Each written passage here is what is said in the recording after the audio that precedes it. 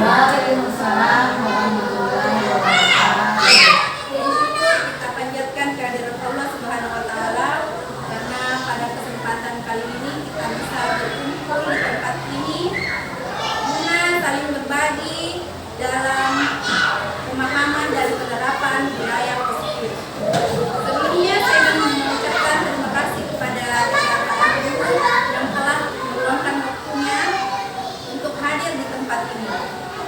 Baiklah teman-teman, hari ini pada kesempatan kali ini saya akan memaparkan tentang pemahaman dan penerapan budaya positif. Di mana budaya positif itu memiliki konsep utama. Konsep utama budaya positif yaitu yang pertama, perubahan paradigma belajar. Yang kedua, disiplin positif. Yang ketiga, posisi kontrol guru. Yang keempat, kebutuhan dasar manusia. Yang kelima, keyakinan kelas. Dan yang keenam, segitiga restitusi. Baiklah, saya akan menjelaskan dan memaparkan satu persatu dari konsep utama budaya positif ini. Yang pertama, pembelajaran dengan paradigma baru.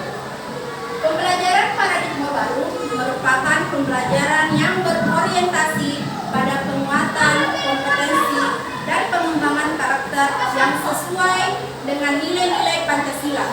Pembelajaran paradigma baru memastikan praktik pembelajaran yang berpusat pada murid, yang mana setiap murid belajar sesuai dengan kebutuhan dan tahapan perkembangannya.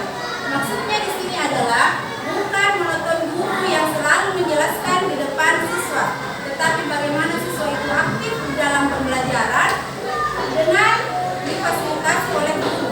Jadi guru di sini bukan hanya dia yang selalu berceramah di depan anak-anaknya, tetapi bagaimana guru itu bisa memfasilitasi anak-anaknya sehingga murid tersebut bisa aktif dan kreatif dalam mengembangkan dirinya. Kemudian poin selanjutnya adalah disiplin positif.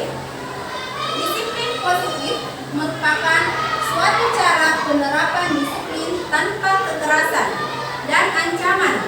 Dalam penerapan disiplin positif ini, anak-anak diajarkan untuk memahami konsekuensi dari perilaku mereka. Selain itu, disiplin positif juga mengajarkan anak tanggung jawab serta rasa hormat dalam berinteraksi dengan lingkungan. Jadi, disiplin positif merupakan salah satu cara penerapan disiplin yang bertujuan untuk menumbuhkan kesadaran serta memberdayakan anak untuk melakukan suatu tanpa sogokan, ancaman maupun hukuman. Maksudnya di sini adalah ketika anak kita melakukan kesalahan, kita memberikan pemahaman, bukan sebuah ancaman atau kekerasan, apalagi menghukum secara fisik. Karena itu akan berdampak kepada mental dan kelakuan anak tersebut. Jadi seperti itu gambarannya. Kemudian yang ketiga adalah posisi kontrol guru. Posisi kontrol guru ini merupakan bagian dari disiplin yang berpihak pada murid. Posisi kontrol yang sering dilakukan guru adalah menghukum, membuat orang merasa bersalah sebagai teman, monitor atau pemantau, dan manajer. Kita bisa memilih di sini posisi mana yang kita akan tempatkan diri kita. Nah, di sini ada posisi penghukum, di mana kita tahu kalau posisi penghukum berarti murid tersebut yang selalu merasa dirinya benar, karena dia merasa apa yang dilakukan itu harus sesuai dengan apa keinginan guru tersebut. Sedangkan membuat orang merasa bersalah, bagaimana guru itu membuat anak-anak didiknya yang melanggar merasakan atau bersuka bahwa menyadari dirinya bahwa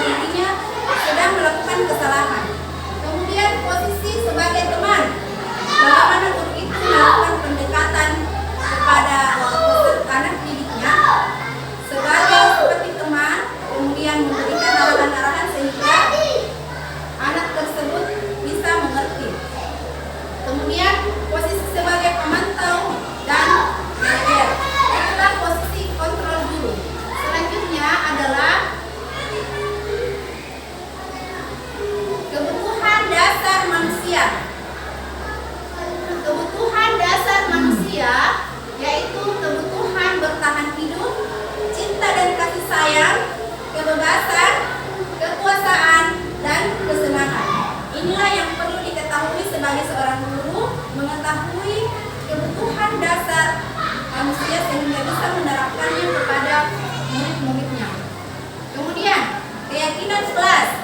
Keyakinan kelas merupakan nilai-nilai kebajikan atau prinsip-prinsip universal yang disepakati bersama. Keyakinan dapat memotivasi peserta didik karena merupakan kesepakatan yang telah dibuat dan disepakati bersama-sama. Keyakinan kelas ini bisa kita buat di dalam kelas. Seperti keyakinan kesepakatan kelas. Jadi kita bisa bikin kesepakatan kelas terbuat dari karton. Kemudian kita berdiskusi dengan peserta didik kita sehingga mereka langsung menyadari bahwa hal-hal apa yang tidak boleh mereka langgar dan apa yang harus mereka lakukan. Nah, kesepakatan kelas tersebut bisa kita buat secara bersama-sama dengan siswa kita di kelas. Kemudian yang terakhir adalah restitusi. Nah, restitusi ini merupakan proses menciptakan kondisi bagi murid untuk memperbaiki kesalahan mereka sehingga mereka bisa kembali pada kelompok mereka dengan karakter yang lebih kuat.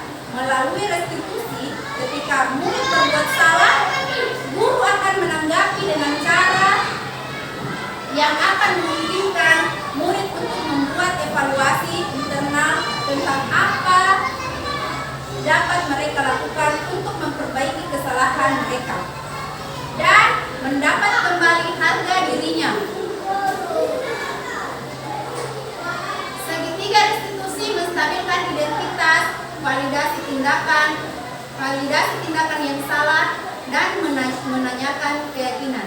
Jadi jika siswa kita melakukan kesalahan atau pelanggaran, tidak langsung kita menghakiminya langsung, tetapi bagaimana kita memberikan penguatan kepada siswa kita dan harus mengetahui alasannya kenapa dia melakukan kesalahan tersebut dan bersama-sama mencari solusi dari apa yang dilakukan siswa tersebut. Demikianlah pemaparan saya kali ini. Saya mengucapkan terima kasih banyak atas perhatian rekan-rekan guru semua dan saya akhiri. Wabillahi taufiq wal hidayah. Wassalamualaikum warahmatullahi